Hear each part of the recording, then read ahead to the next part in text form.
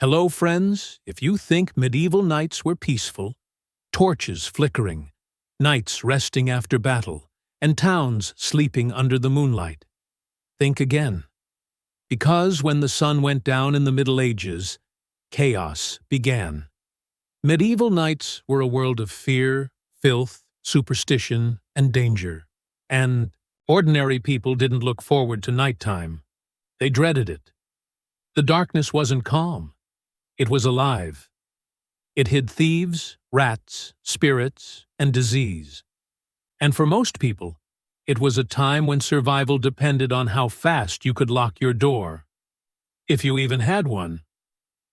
Let's travel back to the year 1300. The air smells of smoke and sweat.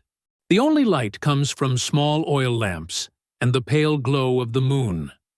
Streets are muddy, and the walls are close enough to touch on both sides.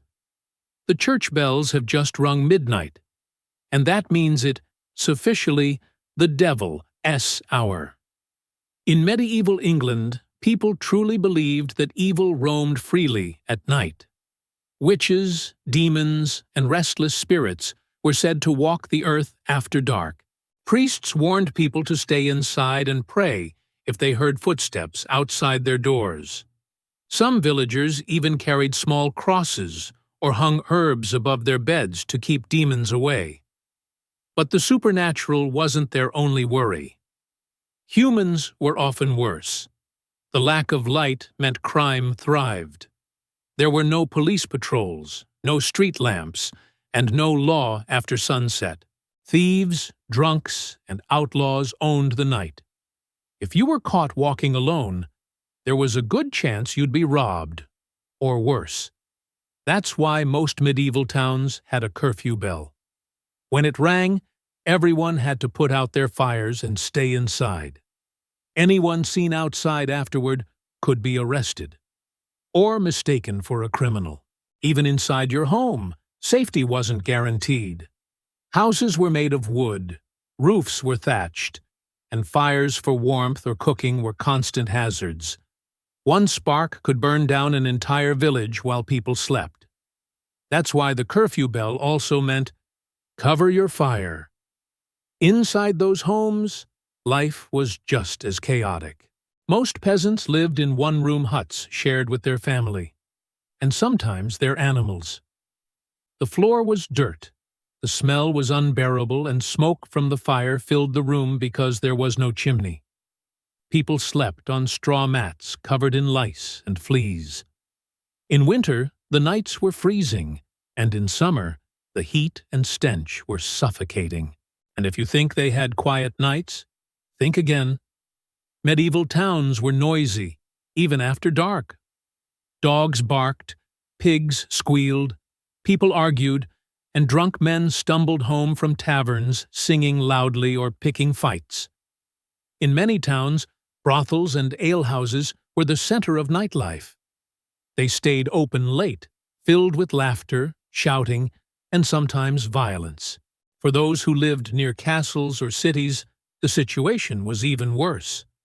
At night, guards patrolled castle walls, ready to spot enemies or fires.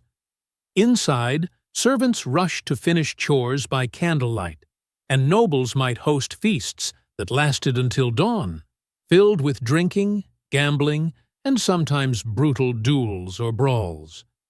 But for the poorest, nights were long and restless. Many couldn't afford candles or oil lamps, so they sat in total darkness. They passed the time telling ghost stories, singing hymns, or whispering prayers. Some believed that if they fell asleep too early, spirits would visit them, so they'd stay awake as long as possible. Interestingly, people in the Middle Ages didn't sleep the way we do today. They had something called 2 sleeps. After sunset, they'd go to bed early, sleep for a few hours, then wake up around midnight. During this watch, they might pray, smoke, talk quietly, or even visit neighbors, before going back to bed for their second sleep.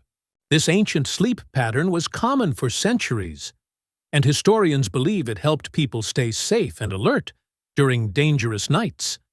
And then there were the sounds. Church bells rang to mark the hours, wolves howled in the distance, and travelers told stories of strange lights moving across fields, which they called will-o'-the-wisps. Some said those lights were spirits of the dead, guiding the living to their graves. The fear of the dark was so deep that night itself became a symbol of evil. In medieval writing, the word night was often used alongside sin, devil, or death. The Church taught that the world belonged to God during the day, but at night, Satan ruled. Even the word nightmare comes from that era. Mare meant an evil spirit believed to sit on your chest while you slept, choking you with terror. And if you woke up sweating and breathless, people believed it wasn't a bad dream, it was a demon.